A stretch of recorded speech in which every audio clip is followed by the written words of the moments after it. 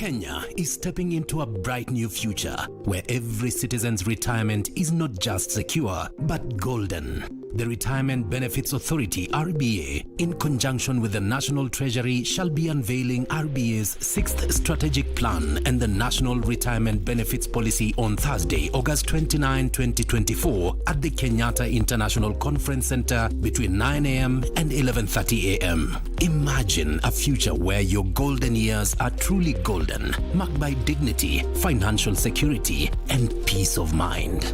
We are simplifying the rules, extending our reach, and embracing innovation to craft a retirement system that's as resilient as it is inclusive. This is a promise that no one will be left behind, and that the future is brighter when we build it together. Let's make your future not just secure, but extraordinary. The launch, which will coincide with a 2-day pension sector convention, shall be live on KBC TV and shall be streamed live on RBA's social media channels. RBA, safeguarding your retirement benefits.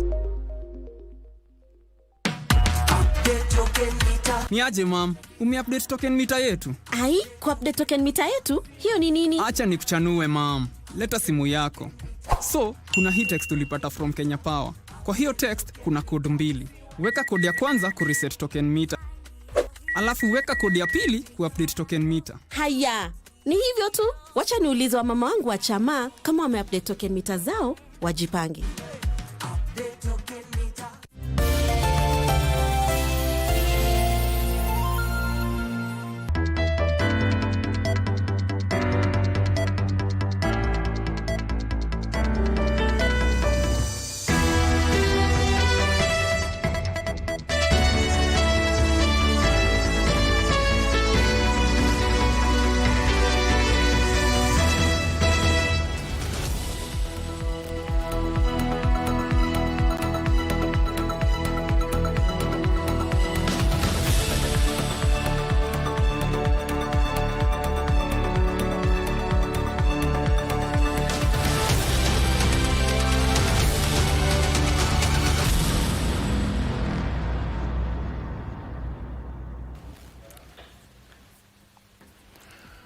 Azimio Coalition Co-Principal Kalonzo Musyoka now declares himself official opposition leader. Plus, Kenya commemorates 14 years of the 2010 Constitution. Welcome to Prime Edition, coming to you live from Broadcasting House here in Nairobi, Kenya. Good evening. I am Mboya, top in this live broadcast.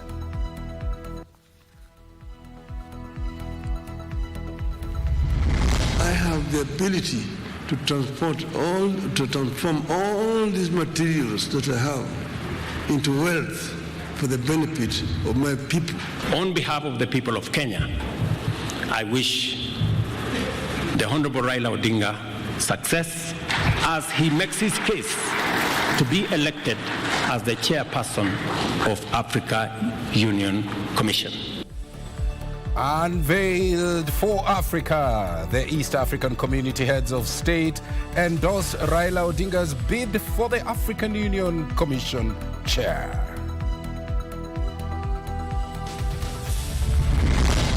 These are legitimate issues that they have and which the government is responding to.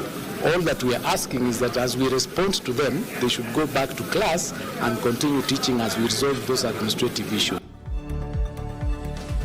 Will they report to school? Employment and Labor Relations Court temporarily suspends the coup called Teachers' Strike.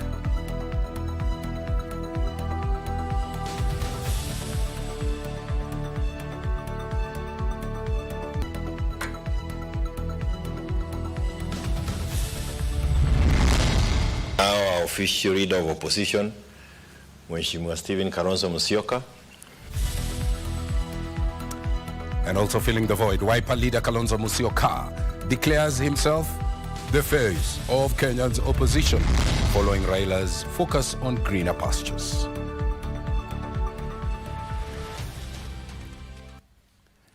Many thanks indeed for joining us. Lucy Moura is in charge of our sign language docket. Our socials at KBC Channel 1. What are your thoughts on the stories that we are covering for you tonight? Speak to us at KBC Channel 1 on all our social media platforms. Straight to our top story.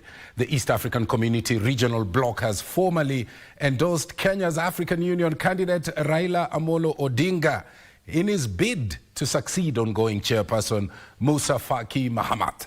In his formal unveiling by President William Ruto at State House, Nairobi, heads of state and leaders of delegation from the ESC bloc hailed Raila's credentials as a Pan-African who has the grasp of what the continent needs for its posterity. That report opening our coverage tonight. State House, Nairobi. Raila Odinga's journey to Addis Ababa is officially kicking off. The state rolling out the red carpet for Raila as he enjoyed a protected convoy.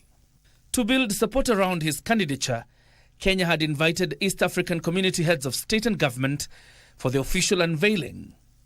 And one by one, Presidents Yoweri Museveni of Uganda, Samia Suluhu Hassan of Tanzania, Salva Kiir of South Sudan, who doubles up as the East African Community Chairperson, the Prime Minister of Burundi, Gervais Dirakubucha, and Rwanda's Minister of State for Foreign Affairs in charge of regional cooperation, James Kabarebe, trooped to the unveiling arena. Somalia had sent its envoy in Nairobi, while the Democratic Republic of Congo, which has also promised to back Raila, was the only nation not represented. President Ruto, while unveiling Raila, termed him a visionary Pan-African with ideal credentials to lead the AU Commission. He embodies extensive experience and a deep understanding of both African affairs and global dynamics, which are crucial for leading the African Union further into the center of global affairs and closer to the hearts of the African people. I am made in Eastern Africa for Africa. You have said that I'm an Afro-optimist as opposed to Afro-pessimist. Afro-pessimists are those people who have given up on Africa, who say Africa is a lost cause. The head of state, while pledging support for the entire campaign, said the former premier would continue to champion for reforms in the African Union, including multilateral institutions under it. I know that Honorable Raila not only possesses the requisite credentials, but he is also the ideal candidate to lead the Africa Union Commission. Accordingly, Kenya endorses his candidature unreservedly, and we commit wholeheartedly to support his candidature, his vision, and his leadership. But I'm here as the African lion.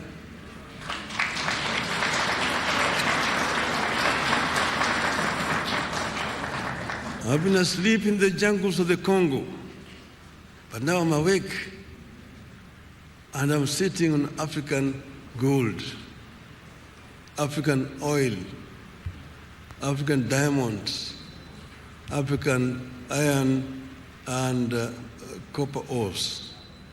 I'm sitting on African bauxite.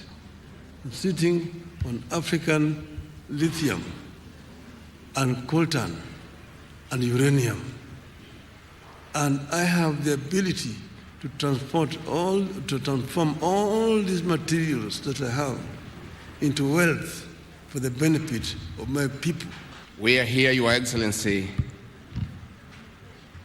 as a country to unveil Kenya's finest to go and lead Africa. The East African leaders endorsing Raila not only hailed his Pan-African record, but his vast knowledge on geopolitical dynamics. It is with all this in mind that the government of the United Republic of Tanzania endorses the candidature of Right Honorable Raila Amolo Odinga for the position of chairperson of the African Union Commission. As a chairman of the East Africa community, I strongly appeal to the region to rally behind Right Honorable Odinga and adopt him as the region's candidate. Let us show the world that Africa is ready to take its destiny into its own hands, to speak with one voice, and to work together for a betterment of all our people by electing Honorable Raila Odinga as chairman of the African Union Commission. We need a person at this critical stage of our development in Africa. But at this situation, the present situation of the world, where we have a fractured world. I wish you the very best, and I'm sure if you get that position, Africa will get the best. We are all aware that Mr. Raila Odinga has gone through a lot and has the respect of the entire continent. But it was President Museveni who had a more hard-hitting statement after dismissing the Djibouti candidate, Mohamed Ali Yusuf, as an inexperienced candidate on matters Pan-Africanism. Before he came, there was a young man from Djibouti. He came.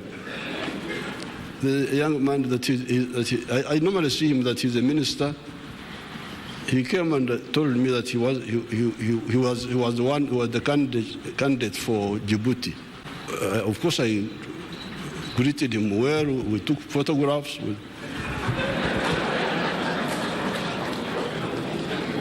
We had a cup of tea. But I told him, I said, no. I actually told him that I was coming here to support Right Honorable Raila because he's a candidate who is fit for this job. Raila's campaign secretariat will be led by his close confidant Elkanah Odembo and Foreign Affairs PS Korir Sing'oei. John Jacob Curiat, Prime Edition. An update now on Kuppet's strike. The Employment and Labour Relations Court has temporarily suspended the ongoing teachers' strike called by the Kenya Union of Post-Primary Education Teachers, Kuppet. The Teacher Service Commission had moved to court arguing that concerns raised by the striking teachers had already been addressed. This as government says that all teachers in public schools will by the end of this week get their July as well as August salaries increment after it released 13.5 billion shillings as part of the 2021-2025 collective bargaining agreement. As Frederick Parsayo reports, parents have been assured of the safety of students who continue reporting back to school for their third term amid the confusion over the strike that has been called by Kuppet. The Kenya Union of Post-Primary Education Teachers, Kuppet, has suffered a setback after the Employment and Labour Relations Court suspended the ongoing strike by its members, who majority are secondary school teachers. The Teacher Service Commission had moved to court to challenge the action, claiming the demands raised by the teachers, among them access to medical cover, career progression guidelines and promotions, are already being addressed administratively. While giving the ruling, Justice James Rick ordered the teachers to stop the industrial action. The case will be mentioned on September 5th for further directions. This is Education CS Julius Ogamba says the government is engaging Kuppet in resolving the matter so that learning could continue smoothly across the country. These issues are administrative in nature. In fact, it is not in the CBA. What was in the CBA was the payment. That has been done. But these are legitimate issues that they have and which the government is responding to. The CS said the government will employ 20,000 teachers by the end of the year. Government will employ an additional 20,000 teachers by the end of the year to ease the shortage of staff in public schools. But as the government assured the parents and learners of a possible breakthrough, Kuppet members and KISI remain adamant on resume duty until the Employer Teacher Service Commission adheres to their demands fully. Walimu wa KISI kaunti wa shule za upili na CHSS tumesema tuende kasini.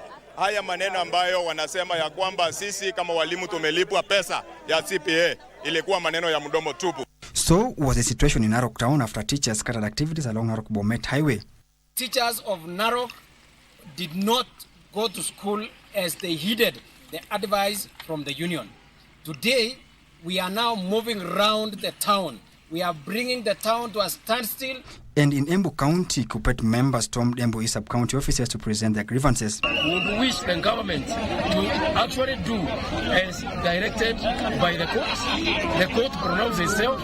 It is said that the JS teachers should be confirmed into permanent and pensionable basis. And the same was replicated in Trans Nzoia County after teachers vowed not to step in class until all of their demands are met by the employer's Teacher Service Commission. Shuleni kwa sababu walimu hawako kule.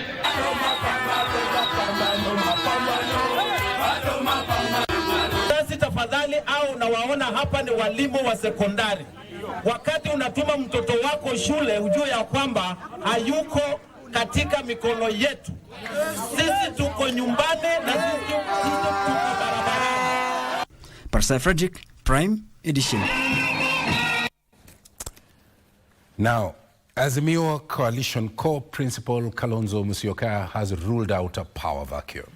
He's now declared himself the official opposition leader following the launch of Raila Odinga's campaign for the African Union Commission chairperson seat. Speaking at the SKM Center along other Azimio affiliate parties, Kalonzo said that the coalition will remain intact despite Odinga's exit from the political arena as he pursues the continental role. Democratic Action Party of Kenya, DAP Kenya, party leader Eugene Wamalwa endorsed Musyoka's quest.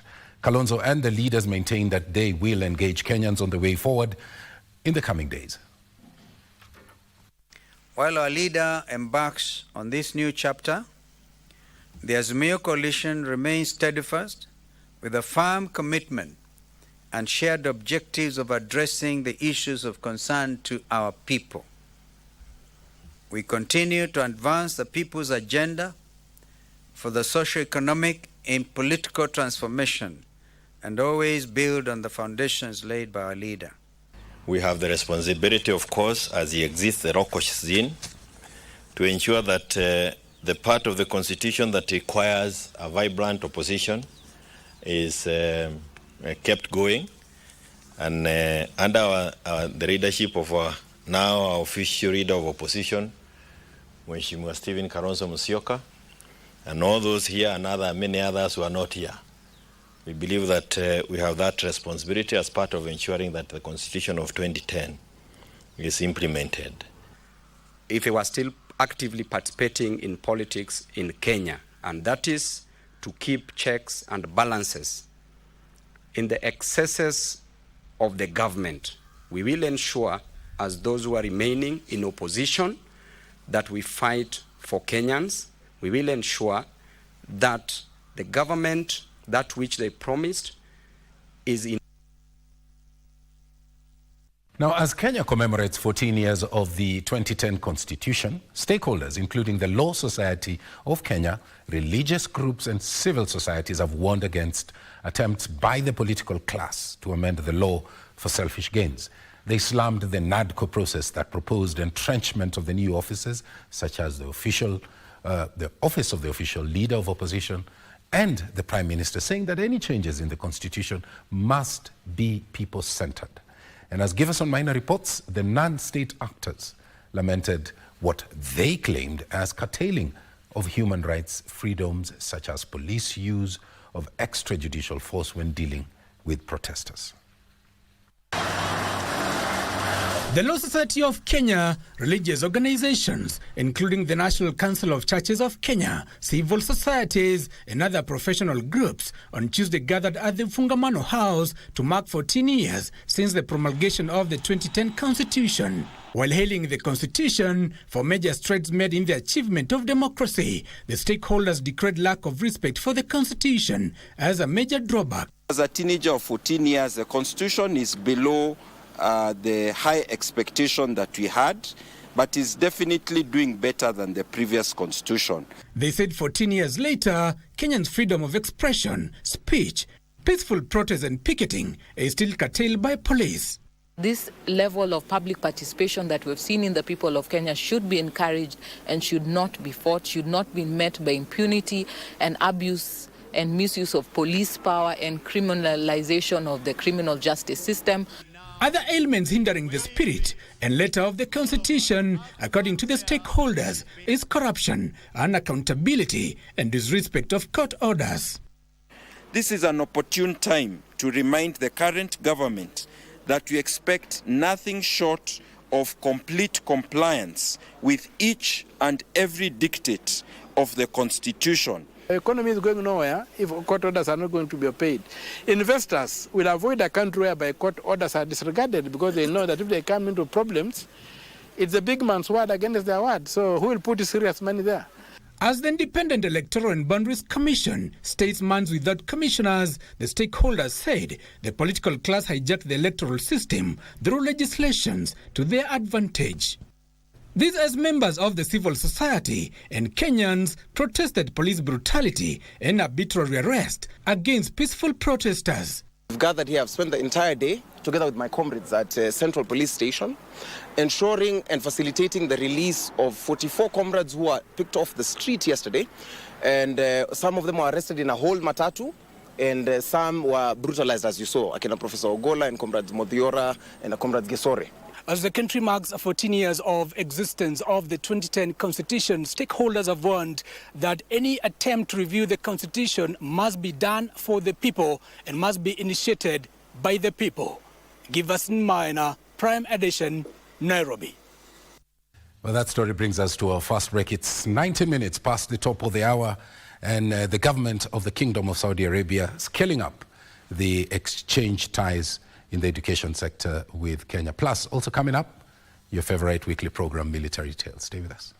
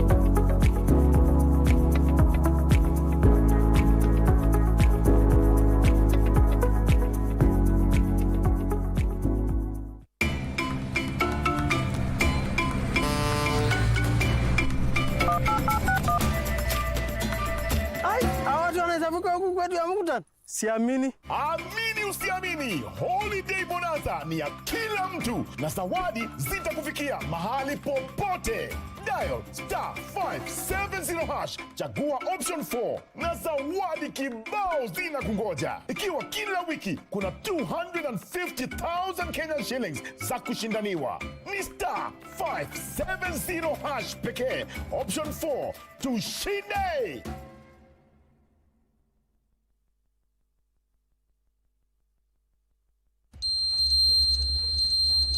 Oya, umeupdate token mita yako? Ni free. Umesapata SMS kutoka Kenya Power? Sawa. Sasa ni kuweka code 1 kureset. Alafu weka code 2 kuupdate. Karada, mtozi kulipishe. Usiachwe gizani nani. Update token mita yako leo. Ujumbe huu umeletwa kwako na Kenya Power and Lighting Company.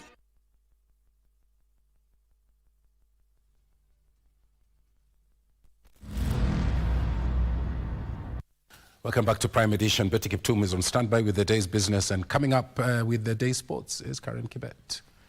Now let's move into the corridors of justice. A Milimani Magistrate Court has given a man charged with conspiring to defraud a parcel of land worth 1.6 billion shillings with a 5 million shillings bond.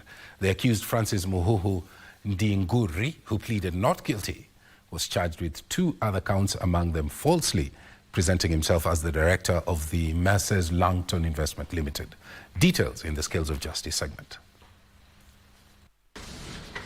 Appearing before Senior Principal Magistrate Mother Ananzushi Chose, Mo said he did not conspire to steal the 22-acre piece of land located along the Northern Bypass Road. Hilo ni la dhamana ya $1,619,700 ambayo ni mali ya Langton Investment Limited.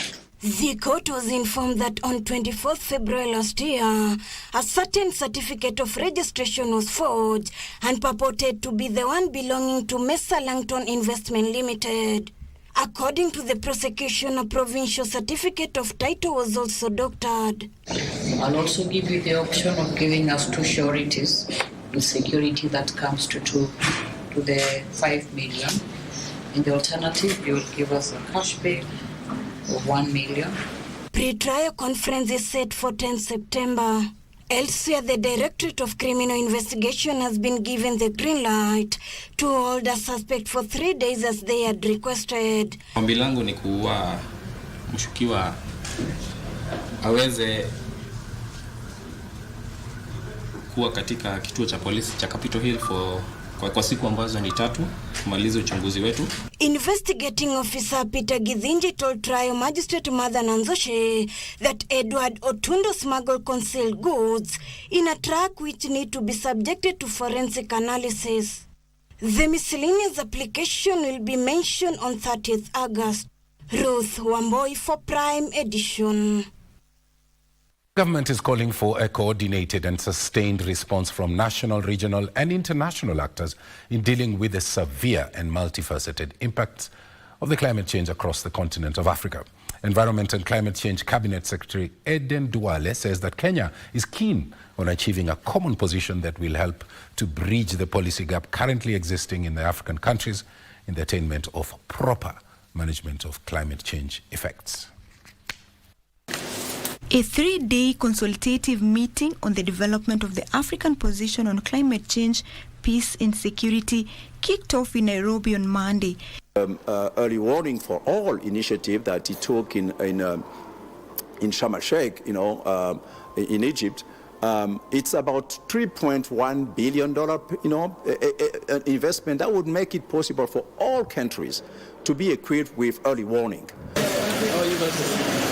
With Environment and Climate Change Cabinet Secretary Eden Duale officially opening the event, Duale challenged African countries to cooperate in addressing challenges and bridge policy gaps hindering the implementation of effective climate, peace and security responses. As a threat multiplier, climate-related security risks and threats have intensified. Health, food and nutrition, water and energy. Climate change as well poses significant threats to our socio-economic development, exacerbating existing vulnerabilities and triggering new security challenges across the continent. The CS who represented the president at the event noted that Kenya and its strategic partners continue to support climate change management, peace and security in Africa. Our National Climate Change Action Plan 3 has further spelled out integrated solutions and lessons that can help our brothers and sisters across the continent. All countries must build resilience to future impacts and adapt and transform societies and systems for a viable future. The conference brings together representatives of 55 African Union member states, climate experts, civil societies, among others. Opicho Chemtai for Prime Edition. Now, the government of the Kingdom of Saudi Arabia will scale up its education exchange ties with Kenya as it seeks to erase the negative perception associated with the Gulf nation. The Saudi Arabian ambassador to Kenya, Khalid Abdallah Al Salman, says that his country is keen to work with Kenya on areas of education, research, and also innovation as part of the opening up to Kenyans to appreciate the tranquility of the kingdom. The meeting brought together a number of Kenyans who have had a chance to study in the Kingdom of Saudi Arabia. The The Saudi Arabia ambassador to Kenya, Khalid Abdallah Al Salman, who hosted the event, saying the forum provides a clear forum where Kenyans have a chance to hear the true story of Saudi Arabia. It's a good chance to build or to strengthen the relation between Saudi Arabia and Kenya in education fields.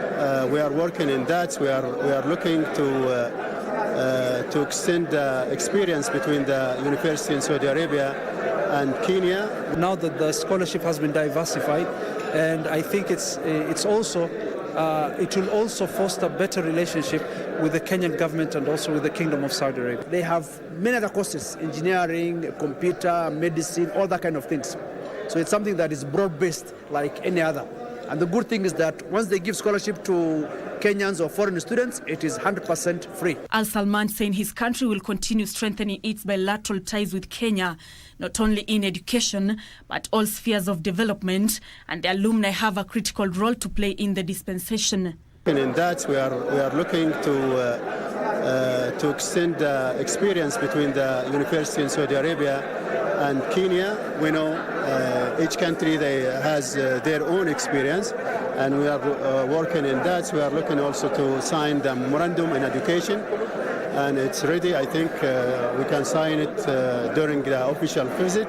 The Principal Secretary, State Department for Higher Education and Research, Dr. Beatrice Inyangala, hailing the initiative, saying that Kenya values its cooperation with the Arab country. As a government, we recognize the contribution of Saudi government scholarships, of which a large number of Kenyans have benefited. Dr. Nyangala said the Saudi Kingdom is a key labor market for Kenya, and its contribution to the country's economy is immense. These scholarships have, over the years, produced qualified personnel in different fields, and the human capital that has been generated is helping us to advance our development priorities as articulated in the bottom-up economic development transformation agenda. Every year, Saudi Arabia offers scholarships to over 200 Kenyan students to study in various sectors. It's now time to look at the day's business.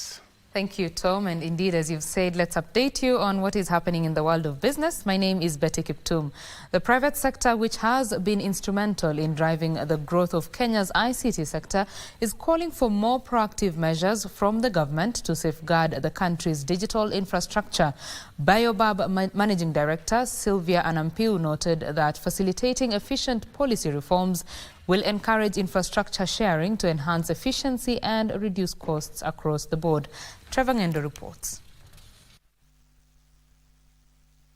Recent undersea cable disruptions have exposed the fragility of Kenya's digital infrastructure, which private players in the ICT sector now want to address by developing a national long-distance fiber network through the railway line from Mombasa to Malaba.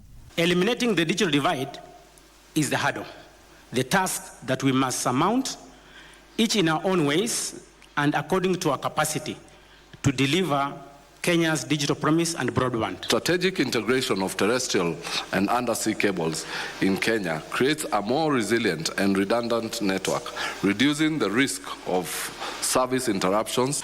But this is not just for us in Kenya. This is a regional solution.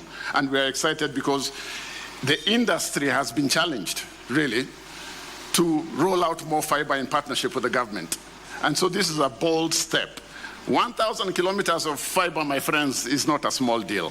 This 1.7 billion shillings alternative route for data transmission network by Biobab, they believe, will enhance redundancy and reduce the country's dependence on vulnerable undersea cables. However, the biggest hurdle they want to address is the high cost of operation, among other policy reforms, in order to make Kenya competitive. Our cable runs across multiple counties in the country. So we'll have the wayleave charged by Kenya, let's say, by Kenya Railways, and then we'll have the county of Mombasa, for example, the county of Kiambu, the county of Nairobi, charging the same wayleave. So we are having some sort of double charging, making business really expensive. The government hopes to connect up to 100,000 kilometers of cable network in the next 3 years, with 48,000 kilometers from the private sector. Kenya, with over 22 million internet users, stands to gain immensely from this project, which they say will help support the expansion of digital services and bridge the gap between the urban and rural areas and ensure that it gives Kenyans an equal opportunity to participate in the digital economy. Trevor Ngendo for Prime Edition, Nairobi. And Kenya plans to halve its rice imports in the next 5 years through cultivation of new hybrid rice varieties. Agriculture Cabinet Secretary Andrew Karanja says Kenya has partnered with several African countries to share seeds and crucial rice production information under a 6.4 billion shilling South Korea-funded program. Kenya imported 937,000 tons of rice worth 55 billion shillings in 2023 to cover the nearly 80% deficit. The government says it now plans to reduce rice imports by 50% in the next 5 years through increased production. Kenya has signed a memorandum of understanding with other 37 African countries to exchange rice seed varieties and crucial rice information. Lifestyles change. We are moving from maize and the urbanization. Mostly households are moving to rice. And that is why you see the demand is rising. And our capacity to produce, yes, we have the potential to produce more, but currently we are not able to satisfy our production. Our production is not able to satisfy. Actually, it is about 15%, 20%. The MOU is under a South Korea-funded program that will see Kenya receive 4 billion shillings for rice development and production.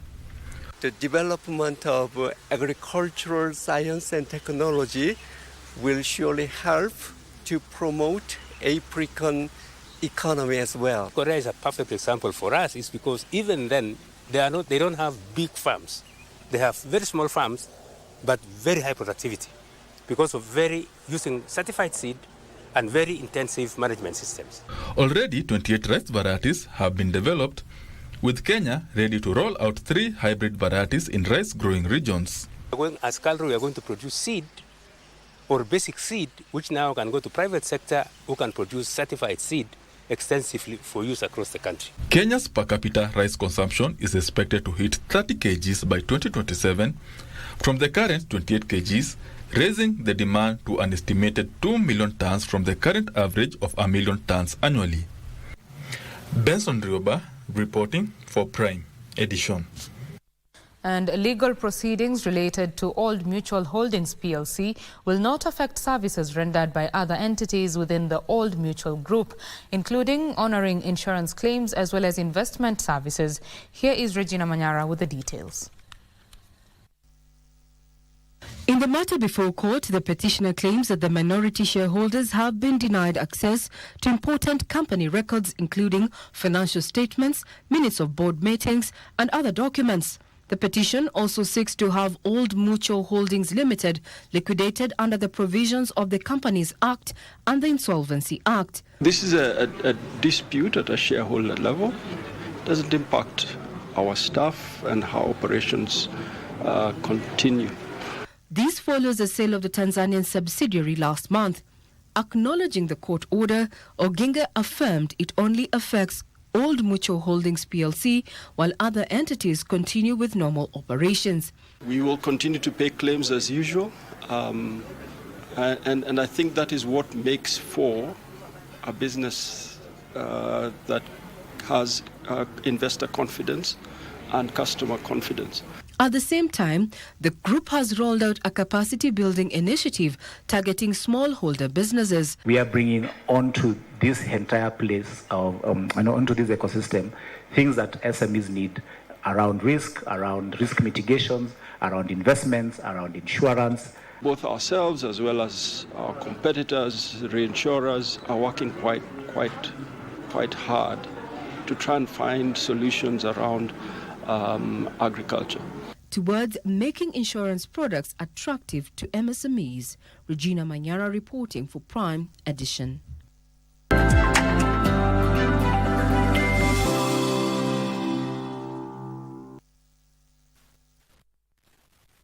Holiday Bonanza iko kwa star 570 hash pekee na ni option 4. Inamaanisha mwezi mzima wa Agosti ni tushinde.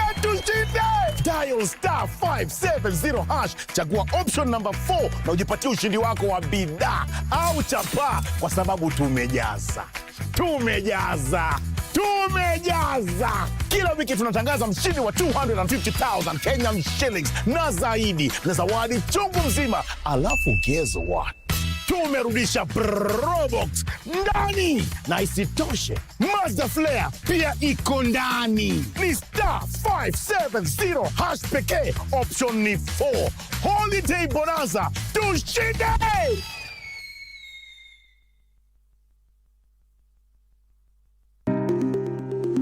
Kenya is stepping into a bright new future where every citizen's retirement is not just secure, but golden.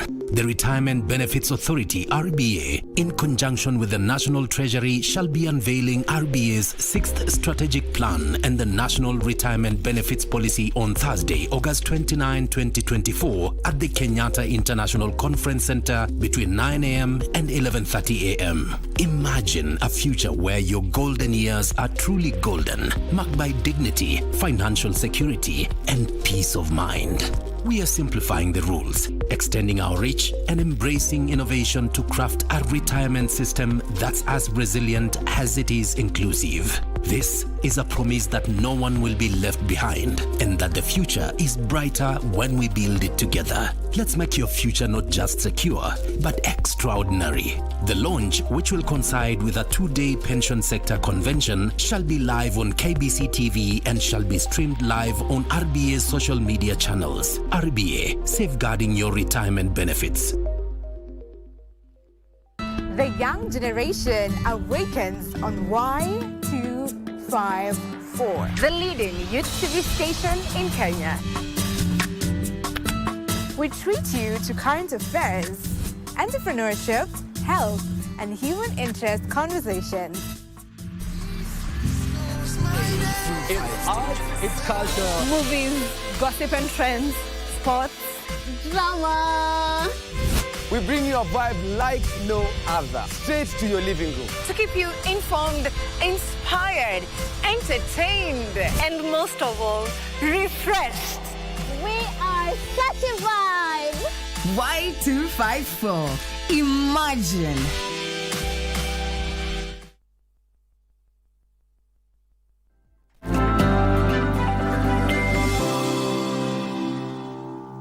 Welcome back. You are watching Prime Edition now. Digital insurance platform MTech has partnered with UzaPoint to enable small and medium enterprises to access fully digital insurance products. Through the partnership, SMEs will be able to obtain coverage for risks through the MTech platform to protect their businesses in case of a peril. SMEs contribute up to 24% of the country's GDP, account for over 90% of private sector enterprises, and employ 14.1 million people, representing 93% of the total labor force.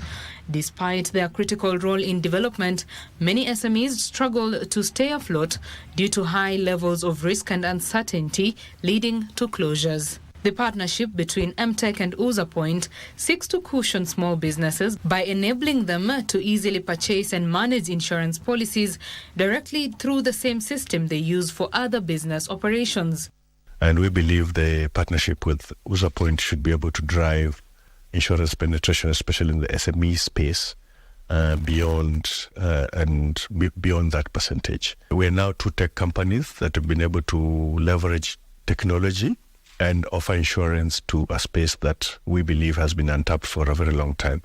The innovation seeks to reduce the insurance sales process from 10 days to just 10 minutes. Through the platform, businesses will be able to pay premiums in manageable installments. Everything is available digitally. So data will be able to, the SMEs will be able to collect data, they'll be able to track their sales, they'll be able to track their insurance policies when they expire, they'll be able to have add-ons if need be. And the fact that they'll be able to follow the claim process as well digitally, which has actually been a very big issue in the insurance industry.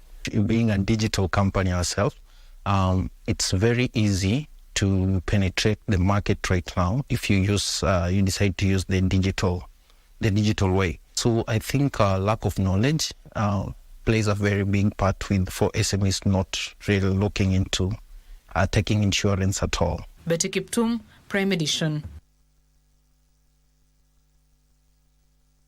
Note, we would like to get the latest in the world of sports. Karen Kibet is standing by for that. My name is Betty Kiptum. Good night. Over to you, Karen. Thank you very much, Betty, for keeping us up to speed with the latest in the world of business. It's now time for us to take a look at what's making headlines in the world of sports. My name is Karen Kibet.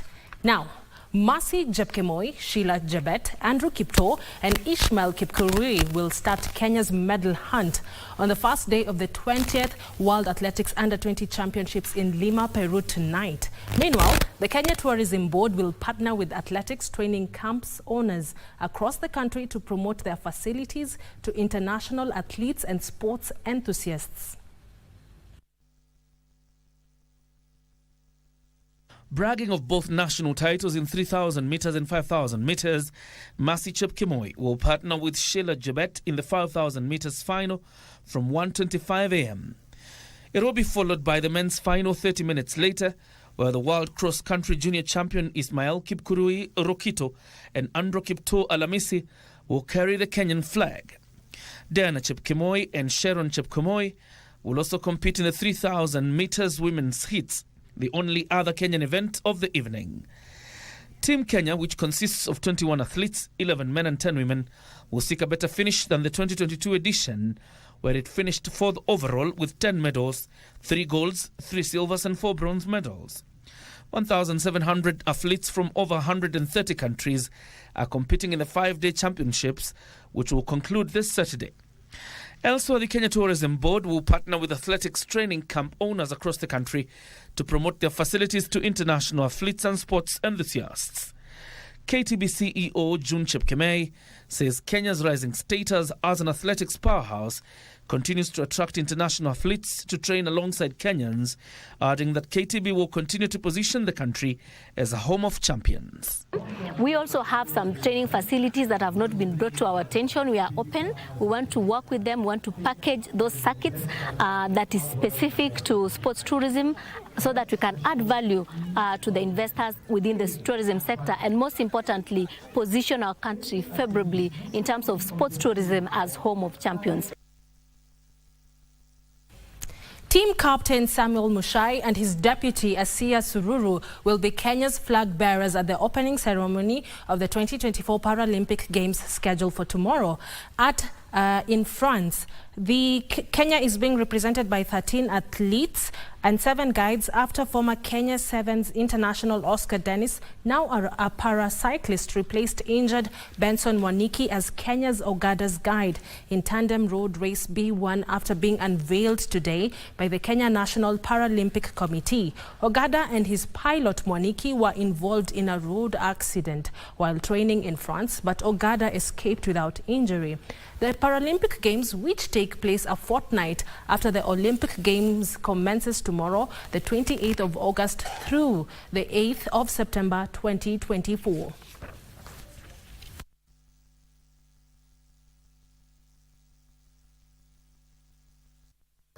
Moving on, Vetlab Sports Club duo of Edward Mwangi and Mary Carano are looking forward to the grand finale of the NCBA Golf Series set for November this year. The pair won the hotly contested Division 1 category, which attracted 224 players at the latest leg of the NCBA Golf Series, securing tickets for the grand finale set for November this month. Playing off handicap 12, Edward Mwangi managed to take the top spot at the latest leg of the NCBA Golf Series after garnering 46 points ahead of Sunair Parmar, who posted 38 points. Mary Carano topped the ladies Division 1 category with 36 points, playing off handicap 12 as well. In Division 2, Kennedy Mariga's 41 points saw him clinch top honours in the men's category, with Rachel Day playing off handicap 15, emerging victorious in the ladies category. Benjamin Chemweno was the overall overall winner in Division 3 with 41 points, playing off Handicap 31 with Parv Karvia, Handicap 9, joining the list of the junior golfers set to play at the grand finale after topping the junior category on 30 points. Handicap 10 James Mboya finished first in the guest category after picking 39 points, while Handicap 32 Eric Nabutola was the staff winner with 41 points. Meanwhile, NCBA Group has entered into a strategic partnership with Yen Golf aimed at enhancing the golfing experience for enthusiasts across the region and empowering entrepreneurs through golf skill building and networking opportunities. The collaboration, facilitated through Yen Africa Golf Program, Yen Golf seeks to provide exclusive discounts to golfers and promote active lifestyles through the sport of golf. And boys 13 to 14 years winner Justin Ngera played an impressive 1 over par 73 to win the NCBA US Kids Tournament. Ngera played 39 on the front 9 and an impressive 34 on the back 9 to win the category with a score of 73 that included 5 birdies. Peter Gadhogo finished second with a score of 76, with Yuvraj Rajput closing the top 3 with a score of 78.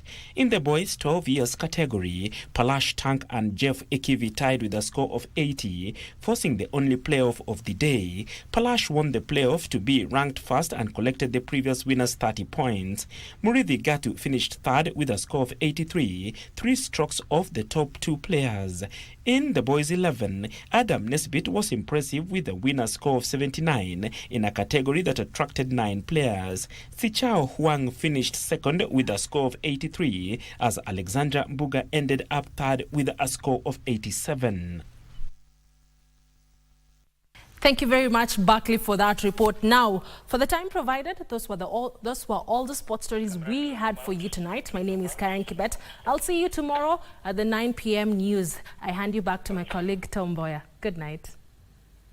Thank you, Karen Kibet, and thank you, Betty Kiptum, and of course our sign language interpreter, Lucy Mora, and the back-end team for putting this bulletin together. But before we go, Warrant Officer 1 retired Douglas Murray Kahando served as an armament technician in the Kenya Army immediately after independence. In 1967, Kahando was part of the first troop of soldiers to serve in the 1 Kenya Rifles Battalion. Ben Troinjue visited him in Nanyuki, and we leave you with this week's edition of Military Tales. My name is Mboya. From all of us here, it's good night from Nairobi, Kenya. Bye-bye.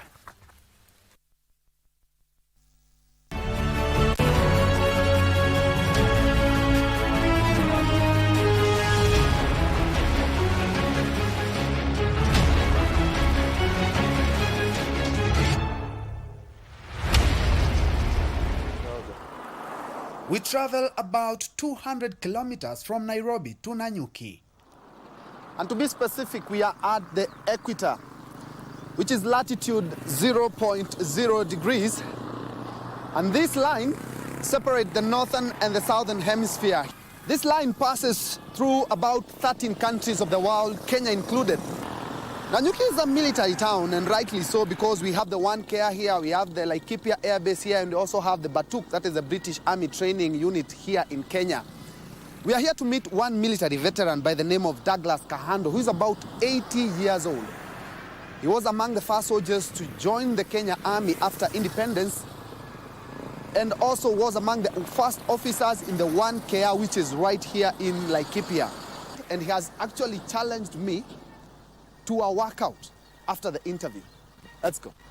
It's a cold and chilly afternoon, and we are received by 1 Kenya Army veteran, Warrant Officer 1 retired Douglas Kahando, at his home in Sweetwaters, Nanyuki. Officer Kahando was born 80 years ago in central Kenya. Mimi nilisaliwa Nyeri, mahali inaitwa Luguru location of Mathira Division. Na nilisaliwa 1944. Na nilikuwa mtoto ya tatu in my father's family. Na my father alikuwa anaitwa Rufus Kahando Mari. In 1967, Kahando was lucky to be enrolled in the army shortly after independence. Pia kuna picha ambazo tunaziona za wanajeshi enzi hizo wakivaa kaptula wakati huo. Hebu tupatie taswira ya vile jeshi ilikuwa wakati ulipojiunga nayo. Kaptura ndio ilikuwa uniform. Ile inaitwa ceremonial na ilikuwa ni suruali ya kaki. Na hii suruali ya kaki ukiiweka starch, okay? Unaweza kuisimamisha namna hii. Walikuwa wanaisimamisha pale. Ikianguka namna hii, wewe bado kuweka starch. Ilikuwa ndio nguo ile maridadi. Tulikuwa navaa kaptura plus socks mrefu inafika hapo. Okay? Na iko bad, maua iko hapa. Inaonyesha your unit. Mimi nikaigizwa upande ya arms mechanic. Yeah. Hiyo ni kutengeneza bunduki. Hiyo inaitwa amra. Amra kijeshi ni food ya bunduki. Small arms and machine guns. Wakati utasoma hizo kubwa ndio utaigizwa kwa armament technician. For 18 months tukasoma. By then upande hiyo ya bunduki ilikuwa na mzungu. Tukaendelea na mzungu akaenda. Tukapata wa Mwafrika. Mimi nikapostiwa 5 KR, 5 Kenya Rifles. Yeah, 5 KR mimi sikukaa. Nikapostiwa 1 KR. Ambayo 1 KR sasa ilikuwa wapi?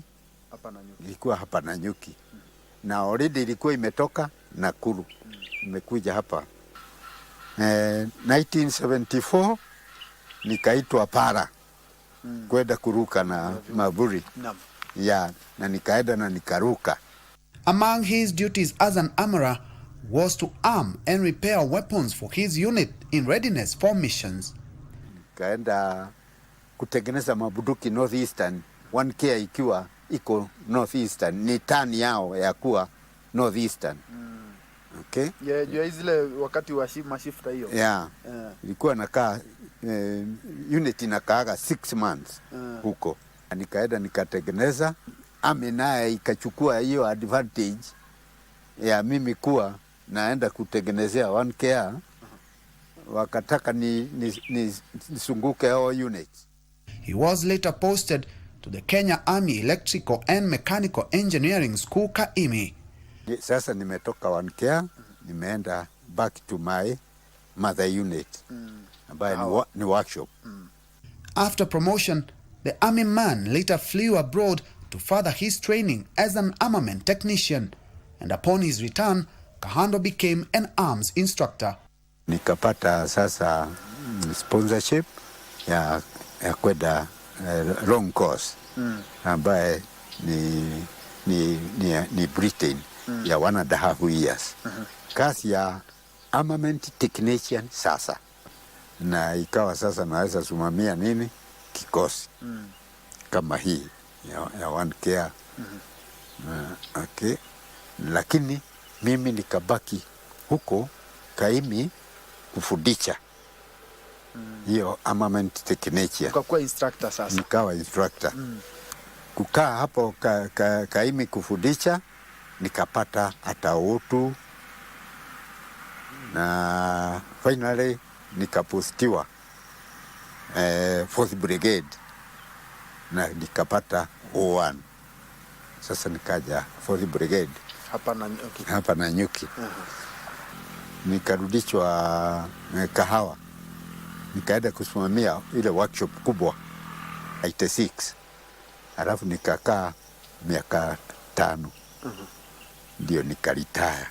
Hiyo ni 2001. Having served as a time when part of the military leadership was still under the British command, Kahando notes the change to Kenya leadership fixed many challenges in the force, including perception. Kulikuwa na upaguzi ndani yake. Sababu an example, good example ni ya kwamba mtu naitwa Major General Doro na Muringe. They were the first people kupata hizo cheo. Na wakapewa cheo ambaye hawageitwa officer, okay, walikuwa wamepewa jina effendi au wamepewa hiyo ka sign ya effendi. Na iko wasungu wamepewa the same kwa sababu ndio my instructor. Na mzungu anapigiwa salute. Doro hagepigiwa salute. Ni officer Mwafrika hagepigiwa salute. Lakini mzungu of the same rank anapigiwa salute. Kwa jeshi yenyewe kulikuwa kumetengenezwa tu barabara, okay, beside the main road, okay. Waafrika wanapitia njia hii, Wazungu wanapitia ile. Mko kwa jeshi moja. Na mko jeshi moja. Hata ingawa sisi hatukukaa muda mrefu na Wazungu hawa, no, kwa sababu tulikuta wamebaki moja. Kahando reminisces on the transformation in the army of the years that has made work easier and more efficient, including on military ranks. Kitu kama buduki. Hata buduki silikuja tukawacha zile tulikuwa nazo ambaye zilikuwa na bao. Sasa zimekuja ambaye siko na plastic. Kazi ambaye tulikuwa tunafanya sisi kama amra kuchonga hii mabao sasa imekuja iko na plastic. Sasa ni kubadilisha. After close to 35 distinguished years in the army, and reminds soldiers to prepare a safe landing for life after service. Hiyo kazi haipende kwa sababu ni nzuri. Kwa hivyo vijana ya siku hizi wanaweza kujimudu a safe. Akipata chirigi moja, atumie sumuni afiche somewhere. In 2012, Kahando was enrolled in Baghdad, Iraq, as a guard under the United States government. This was 2012. 2011, nikaenda Jordan, nikafanya test ya kwenda Iraq, security, na tukaandikwa na American, na nikakaa huko 2012, nikarudi hapa 16. A family man, the former army man credits his family for the support. Niko na familia, niko na watoto 5, vijana 4 na msichana 1. Kahando reminds Kenyans on the essence of peace. Middle East ni mahali iko na pesa mingi sana, lakini they don't have peace. Anytime bomu inaweza kulipuka. Zile nichi nimeenda ije, ukisema umetoka Kenya, unaona hiyo mtu amecheje na furahia. Unasikia anakuuliza, can you run? Unamwambia, oh yes, I can run. Up. What? Even in his advanced age, Kahando is still a fitness guru, a tradition he has kept alive since his time in the army, and takes me through part of his fitness regimen. 1, 2, 3, 4, 5, 6, 7, 8, 9, 10. 1, 2, 3, 4, 5, 6, 7, 8, 9. I must admit, I had a real hard time catching up with the veteran.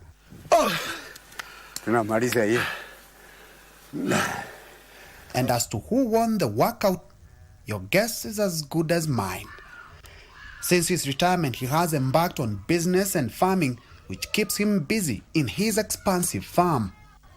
And as we wrap up the interview, it is evident that this astute soldier is still as energetic as ever and wants the best for the country. For Military Tales, I'm Ben Troyenjue.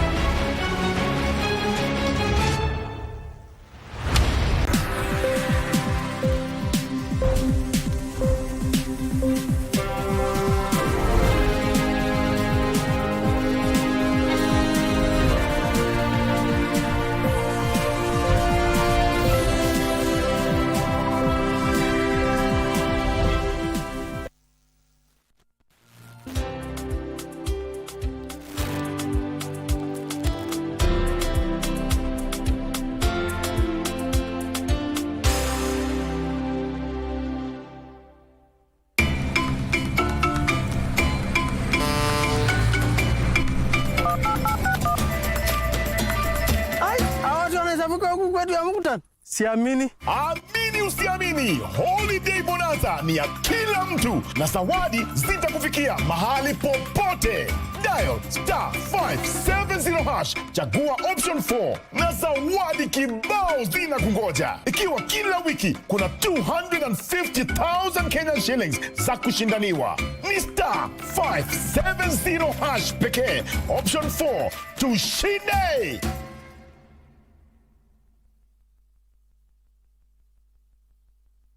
Are you a talented artist? Or are you passionate about a topic you want to discuss? But money can be very hard to find for an upcoming artist. Don't worry, Studio Mashinani has got your back. Sign up on ajira.co.ke to book a session with your music and video producers across the country. Work on your music, jingles, spoken words, and even podcasts to realize your dream. All for free. Studio Mashinani, Radani Talent. Ever crazy.